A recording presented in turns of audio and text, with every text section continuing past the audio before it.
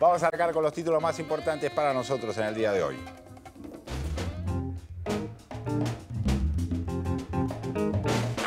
Pagar lo justo.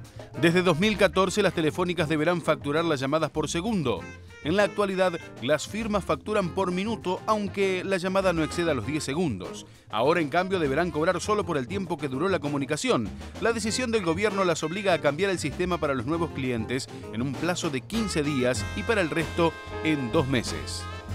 Por un lugar en la escuela, padres, docentes, estudiantes y dirigentes de la oposición marcharon ante la jefatura de gobierno porteño en reclamo de vacantes. Tras la protesta, los padres recibieron por correo electrónico la promesa de que hoy estará la lista de vacantes confirmadas. Al mismo tiempo, supervisores de los distritos escolares recibieron un pedido del Ministerio porteño para pensar juntos en la manera de satisfacer los reclamos. Para los directores de los establecimientos, la única solución sería volver a foja cero porque se están dando más vacantes que las que realmente existen. Alta demanda. El consumo de energía eléctrica alcanzó un nuevo récord y hubo cortes en algunas zonas. El ministro De Vido reiteró que en los días de temperaturas extremas, el promedio de cortes suele aumentar y llamó a hacer un consumo racional. De todos modos, remarcó que el gobierno sancionará a las empresas por los problemas que surjan.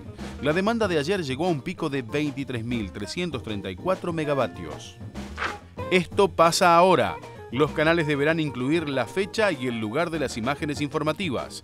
La medida fue resuelta por la AFSCA para garantizar el derecho de los televidentes a informarse claramente de lo que pasa, afirmó el titular del organismo, Martín Sabatella. Incluyendo la mención del lugar y la fecha de la información que se difunde, buscamos garantizar el derecho a la libertad de expresión y al mismo tiempo el derecho de los y las televidentes a informarse claramente de lo que pasa. Para juzgarte mejor, presentan a Cristina Fernández el anteproyecto de reforma del Código Penal. El texto del nuevo ordenamiento penal fue encomendado por un decreto presidencial y redactado por una comisión de especialistas encabezada por el juez de la Corte Suprema Raúl Zaffaroni. Establece penas armónicas, pone un freno a las arbitrariedades y ofrece mayor seguridad jurídica. Además, cumple con el objetivo de darle coherencia a un código que tuvo cerca de 900 reformas desde 1921. El anteproyecto será recibido por la presidenta y sería tratado el año próximo. Muy bien, estos fueron los títulos más importantes del día de hoy. Algunos... 16:35 y está en vivo. ¿Qué pasa, Magallanes? ¿Por qué me está...? Preguntó Galende, son Sí. las 16:36 y está en vivo. 16:34 en este momento. Todavía no hice ninguna pregunta. Ah, bueno. Está en silencio Mariana, son las 16:35 y está en vivo. Usted está interpretando, entiendo que lo que está haciendo es interpretar mal aquello que dispuso el AFCA respecto... No, como lo que implica la ley. Yo me adhiero al NAFTA, que lo que dijo Sabela... AFCA y Sabatella. Lo que dijo el comunista Isabela, Sí. que hay que decir, habla Magallanes, estoy en vivo, y así nos pasamos la hora diciendo dónde estamos sin decir nada. No ¿O no, entiende nada. Sayat? Pero no entiende, no exagere, Sayat. No No responde. sé, ¿eh? No le responde. Habló Sayat. Está de tu lado, parece, mirá vos. Sí. Caramba, Él bueno. lo toma al pie de la letra. Sí, Lo que pasa es que hay que hacer una interpretación. es bastante literal. la verdad. Claro, Sayat, bastante literal. Es 16:35. porque son así. Piensan así, ¿viste? Es lineal el pensamiento magallanesco. Magallanesco. Mejor cállese, Sayat, son las 16:37. Ahí está comentando ya está comentando que es distinto. Muy bien, vamos a cambiar de tema. Una de esas noticias tiene que ver con la actualidad, con algo que está ocurriendo en este momento. La Corte Suprema de Justicia revocó la sentencia, Mariana. ¿Sí eso? ¿O empezamos a hablar sobre el tema de Salta? Porque No, tenemos dos podemos temas empezar. interesantes Vamos a empezar para- a hablar con el tema de la decisión muy importante que tomó la Corte Suprema de Justicia de Tucumán, que revocó la sentencia en el fallo de Marita Verón. ¿Te acordás que el año pasado, fue el 11 de diciembre del año pasado, se dictó esta sentencia que absolvió a los 3 imputados por la desaparición, el secuestro y la desaparición de Marita Verón? Y fue un fallo que generó mucha polémica, mucha reacción en torno a qué pasaba, si había pruebas, si había testimonios que decían de mujeres que habían estado en situación de prostitución, en burdeles que afirmaban que la habían visto a Marita Verón. ¿Qué pasaba? Que todos habían resultado absueltos. Generó mucha desconcertación, digamos, muchas dudas en torno a qué habían juzgado estos jueces. Incluso en el camino renunciaron, se jubilaron quienes dictaron esta medida. Y la novedad hoy es que la Corte Suprema lo que hizo es a 10 de los imputados los condena. Es muy importante esto. Una de las personas está fallecida, digamos, desde el año pasado, este año falleció, y 2 fueron absueltos. Lo que dice el tribunal es que, sobre todo, quienes formaban parte de la red de prostíbulos de La Rioja, son las personas que resultan ahora una nueva sala penal, va a tener que dictar qué pena les cabe. Pero es interesante porque lo que hace la Corte es darle otra valoración a las mismas pruebas. Okay. O sea, toma en cuenta los testimonios de las mujeres que estaban en situación de prostitución. En ese momento fue realmente muy gravoso porque de alguna forma se había descalificado a quienes habían testimoniado por ser prostitutas, ¿no? Claro. Digo, ¿quién le cree una puta? Más o menos había sido el mensaje de este tribunal. Y ahora concretamente es que se da una nueva valoración. Por supuesto vamos a saber los detalles en el curso del día, porque son 170 páginas que no llegamos a leer para ahora, porque es una noticia muy fresquita. Pero es poco común, Mariana, ¿no? Una situación de esta naturaleza de parte de una Corte Suprema provincial, digamos, de revertir o de retrotraer un fallo de la manera que lo hizo, ¿no? Evidentemente acá era muy flagrante la situación, claro, por la cual se toma una medida de esta naturaleza, ¿no? Donde en un caso donde habían resultado todos absueltos, la mayoría, casi la totalidad, resultan culpables. Hay algunos imputados por el secuestro, hay algunos por la retención para prostitución, algunos de los imputados, y algunos como partícipes necesarios de estos delitos. Así que bueno, mañana esto va a estar en la tapa de los diarios y sabremos un poquito más los detalles cuando podamos tener acceso a todo el texto que ya está colgado en los portales de esta sentencia tan importante. Uno de los temas también importantes que veíamos en el avance de títulos tiene que ver con la situación energética, sobre todo en Capital Federal, que es por lo menos lo que podemos registrar con más claridad nosotros de manera experimental, pero también hay problemas, Alfredo, en la distribución de energía en otros lugares del país. Ha tenido esto que ver con otras provincias también, Así ¿no? es.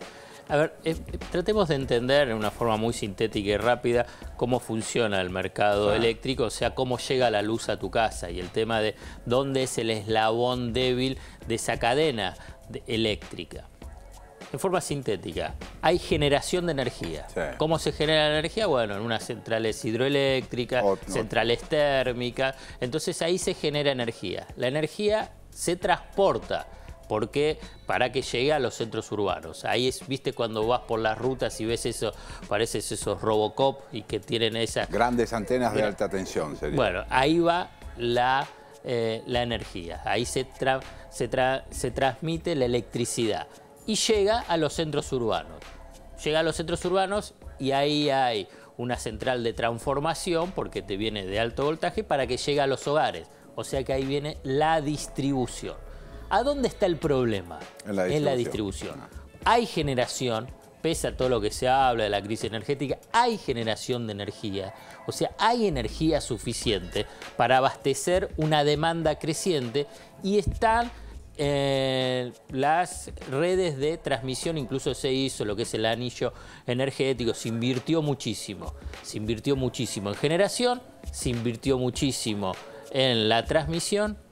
¿Y dónde no se invirtió tanto? Distribución. Bueno, entonces, en los momentos picos de demanda, tanto en calor como en invierno, ¿qué pasa? Saltan los tapones, para hacerlo de una forma clara.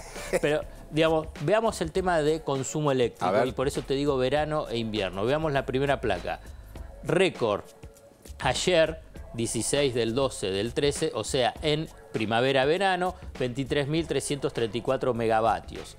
El 22 del 6, que estamos hablando, junio, invierno, fue el anterior récord histórico, 22.552. En realidad el récord es hoy.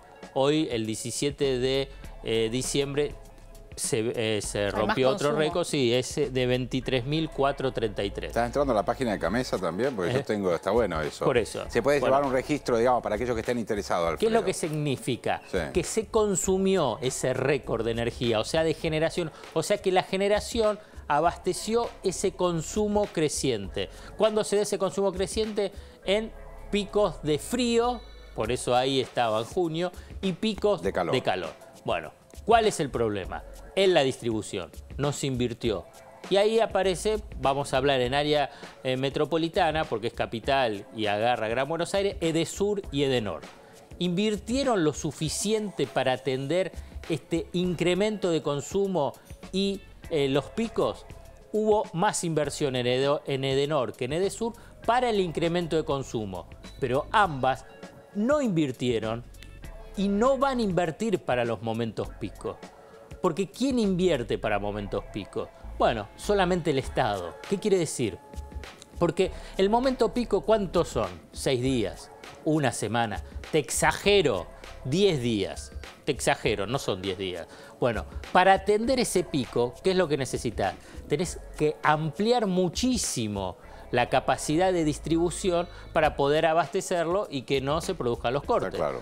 Las empresas privadas no lo van a hacer. ¿Por qué? Porque el retorno de esa ampliación de la capacidad de distribución no tiene una rentabilidad atractiva. Entonces debería, mejor dicho, intervenir el Estado. ¿Te hago alguna pregunta? ¿Puede ser? Sí, los dos. Bueno. Dele, por favor. ¿Puedo preguntar? Sí, claro.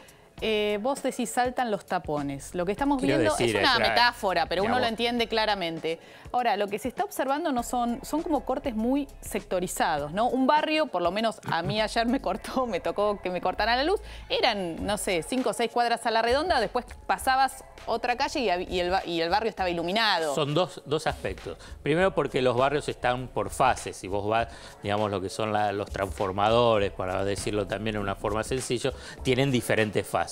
Entonces alguna fase pudo haber fallado o para evitar recalentar todo van parcializando los cortes en cada una de las fases para que no estalle todo el panel de tapones. Podrían avisar en todo caso, entonces y no, porque uno saca la comida de la heladera. No te van a avisar nunca ni te van a decir nunca que lo hacen esto. Porque si te lo dice, ¿qué te dice? Entonces, ¿cuál va a ser la respuesta? ¿Por qué no invierten? ¿Entendés? Vamos a responder un argumento del sector empresario. No invertimos porque las tarifas están bajas en Capital y Gran Buenos Aires. Las de Córdoba y Santa Fe son muchísimo más altas. Son muchísimo más altas las de Capital y del área metropolitana, igual hay cortes. Sí. No necesariamente el aumento de tarifas va a solucionar estos problemas de los picos, por dos razones. Una, ¿por qué quieren aumento de tarifas? No solamente para inversión, sino para tener mayor ganancia. Y el segundo punto fundamental, porque no van a invertir para ampliar la capacidad de distribución en los momentos pico. Solamente lo hacen los estados. Ahora, eso lo hace. Porque el retorno es un retorno social que el Estado lo va a tomar. El sector privado no lo va a hacer. Está claro, es lo que por lo menos estoy viendo en varios lugares de Capital Federal. Se están viendo unos containers enormes que son grandes grupos electrógenos. No sé qué capacidad de generación de electricidad tienen. Hasta el año pasado, hasta el anteaño pasado, hasta el verano pasado, no, el anterior, eran 14 aparatos distribuidos en Capital Federal. Supongo que ese número se ha incrementado porque se ven distintos los camioncitos esos. Los generales son como una máquina de tren que te ponen en una cámara de distribución. Y en general lo que yo estoy observando en esos deambulares es que los tipos se instalan frente a una cámara de distribución de cada uno de los barrios para darle más energía de ahí en adelante, digamos. Para atender los picos. Para atender los picos de energía. Eso es un parche útil. Es un parche. Pero, es un parche que, pero digamos, uno puede tener un parche con el cual se le ve todo. Pero vos vas a seguir incrementando el consumo. Y vas a tener momentos picos. Entonces vos lo que necesitas son inversiones en infraestructura. Más estructurales. Entonces ahora bien, ya te dije lo del sector privado. El sector privado no invierte, no va a invertir, no le importa invertir. ¿El Estado no puede obligarlo? Bueno, entonces acá viene el rol del Estado. Y el rol del Estado es a nivel de la responsabilidad del gobierno. El gobierno ha mantenido un régimen híbrido. ¿Qué significa esto? Lo manejan los privados y si se invierte, invertimos nosotros o, por ejemplo, en el último año se armó un fondo de inversión para las distribuidoras, donde lo pagan los usuarios. Por eso hay diferentes aportes, parte desde 4 pesos y después sigue subiendo bimestralmente, depende del consumo. Eso arma un fondo de inversión y ese fondo de inversión manejado por el Estado, el dinero, pero operado por... Perdón. Te están llamando. Lo están llamando por teléfono. Parece que le cortaron la luz en la casa. Perdón. Atienda, atienda. Perdón. Che, perdón, por favor. Sí. ¿Puedo dar una solución? A ver. Con el tema de los picos a los cuales se refería Zayat. Sí, por favor que... ¿Por qué no lo llaman al mozo del bar donde va usted que atiende picos exigentes? Eso es verdad. Eso es verdad lo que está diciendo. No da abasto también el mozo. Sobre todo a esta altura del año, ¿vio cómo son las cosas? Volvemos con Zayat, ¿eh? Sí, así que Zayat. Bueno. Entonces, esto es un problema esto. Podés darle a alguno de los chicos de producción el teléfono. Entonces, lo que te encontrás entonces es en esa situación donde el Estado tiene una responsabilidad. Eso también es, digamos, si mantenés un esquema donde es el privado que tiene que invertir y el privado no va a invertir. Entonces, ¿cuál es la resolución? Bueno, en la lógica que ha tenido el kirchnerismo en estos años, lleva a la estatización. Porque si no, el camino otro sería, bueno, aumentar la tarifa y volver al esquema de los 90, cosa que el kirchnerismo no hace. Entonces, si el kirchnerismo estatizó aguas argentinas, ¿por qué? Porque Suez, los franceses, no invertían, o sea, no expandían agua ni cloacas. Si estatizaste aerolíneas argentinas porque la estaban vaciando y necesitabas hacer la interconexión a nivel del país por lo que es el espacio territorial y que necesitas, bueno, si estatizaste YPF, si estatizaste el correo, bueno, la lógica debería ser, bueno, tenés que tomar como responsabilidad decir, bueno, hay que hacer más inversiones, lo puede hacer el Estado, y si lo hace el Estado, lo tiene que estatizar. Bueno, a partir de ahí se abre otro capítulo político, decir, bueno, hay margen para hoy llevar una nueva estatización, sí, no, en un nuevo escenario para estos últimos 2 años, lo que sea. Yo simplemente hago un cuadro de situación de qué pasa hoy con el tema de los cortes, porque si no, el usuario, la verdad, no lo entiende. Me corta la luz. Dice, la culpa la tiene Edesur, Edenor, la culpa la tiene el gobierno nacional. Y por último, para el estilo político, el gobierno de la ciudad tiene que saber que gobierna en un espacio donde hay vecinos, como les gusta definirlo, que no tiene luz. Digamos, por lo menos debe tener alguna palabra, algo, para darle respuesta también a los vecinos. Estás hablando del Estado de la Ciudad de Buenos Aires. Claro, el gobierno de la Ciudad de Buenos Aires, porque está bien. En todo caso, que plantee, que se ponga en la voz de los vecinos, exigiéndole a Edesur y Edenor que devuelvan, que cumplan. Pero esto de que no reconocen ningún rol es raro, ¿verdad? Es raro. O si no, hasta exigiéndole al Estado Nacional, dice, bueno, señores, resuélvalo. O si no, lo toma el gobierno de la ciudad. Algo el gobierno de la ciudad tiene que decir. Está claro. No como que, bueno, que queda a la suerte de Dios. Tengo algunas preguntas más. Bueno, le voy a hacer bien cortito, porque así... Una es, ¿cuál es el escenario para lo que queda de verano que todavía ni empezó? Digo, no, son los momentos picos. Por eso también la verdad que a la producción le pedí es sobre el tema de la proyección sobre el clima. Y lo que se ve es que va a haber mínimas de 20 a 24 grados el domingo y de 32 a 35 el domingo. O sea que va a seguir con calor. La verdad que va a seguir con calor y que entonces va a seguir habiendo problemas. Y la otra pregunta tiene que ver con los subsidios. ¿Juega en algo las tarifas subsidiadas que estamos teniendo?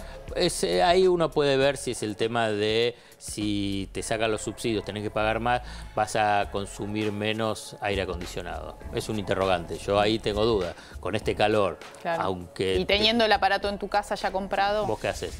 Y lo prendo. Yo una cosa solamente respecto de una sola crítica, digamos. Entiendo la situación de crisis y cuáles son las razones y demás. Lo que pasa es que también, si el escenario energético está planteado de esa manera, por lo menos en la ciudad de Buenos Aires, donde hay una concentración poblacional importante y una forma de vivir en edificios, por ejemplo, en el que, digamos, eso no pasa en otros lugares que no sean en las grandes concentraciones urbanas. Mientras hay un escenario de esta naturaleza sobre el mercado energético, en algunos lugares se tendría que por lo menos entorpecer, para decirlo de una manera más o menos elegante, entorpecer el desarrollo inmobiliario de aquellos lugares que van a generar un consumo mucho más alto todavía en las horas pico de sectores que no van a poder dar respuesta a eso. Entonces es muy paradojal la situación, porque yo entiendo cuáles son los problemas de la energía, me parece que son problemas entendibles en un país que está creciendo y desarrollando su industria y consumiendo mayor energía, eso es razonable. Lo que no es razonable es que de pronto en el medio de un barrio instalen un shopping que consume 480.000 millones de vatios y deja sin energía al resto del barrio porque no hay capacidad energética para abastecer ese emprendimiento. Entonces, lo que vos estabas convocando o llamando como autoridad del gobierno de la ciudad puede ser extensible eso a gobiernos también locales, de distintos lugares o del conurbano, etcétera, etcétera, para que se hagan cargo de que los nuevos emprendimientos tengan una situación de espera o una situación de retraso o una situación de no privilegio como están teniendo ahora, porque resulta que un shopping tiene electricidad y el vecindario no. Entonces eso es una rareza y es una cosa que evidentemente forma parte de una especie de red de relaciones en la cual están influyendo mucho el comercio en este punto. Es así como lo decís, y además quiero sumarle, cuando se habla del tema de los subsidios, que a veces se mezclan el tema de los subsidios y el tema del consumo. Si bien es cierto, en consumos elevados, me parece que a nivel global, a nivel de toda la población, lo que debe haber también es lo que se llama un mejor consumo energético. Claro. Pero sustentable. Pero eso ya, digamos, a ver, en vez de lámparas normales, las lámparas de bajo consumo, sino que son más caras, la del LED. No, pero ahora está el tema del LED. Sí, pero lo que pasa es que el LED te baja muchísimo más el consumo. Son más caras. Bueno, hay toda una serie de educación y de medidas para precisamente bajar el tema del consumo y hacerlo más racional. Y una última cosita, señores como Magallanes que tienen su propio generador eléctrico, ¿no? Porque quienes pueden son caros, no cualquiera como usted puede, digamos. ¿Cómo influye eso en el consumo? Y consume mucho. Consume mucho. Está claro, Magallanes, ¿no? Y usted es un romántico con lo que acaba de decir. Es el Pablo Neruda del periodismo, que no van a instalar un shopping porque Agalende se queda sin luz. ¡Ay, Dios! Se me apochocla, papá, de la risa. No sea ordinario, le pido por favor. ¿Cómo es que se la apochoclan? Perdón, ¿no tendrá nada que ver esto con los saqueos? Que ahora todo esto que saquearon prenden los LED y los aire acondicionados. Lo escuché en la fila de un banco. No me diga. Sí, es de verdad lo que acabo de decir. Por favor, ¿a qué banco va usted? No lo diga tampoco lo diga. No, al banco que no van ustedes. Vamos a un corte, nosotros en un ratito seguimos, que todavía es temprano.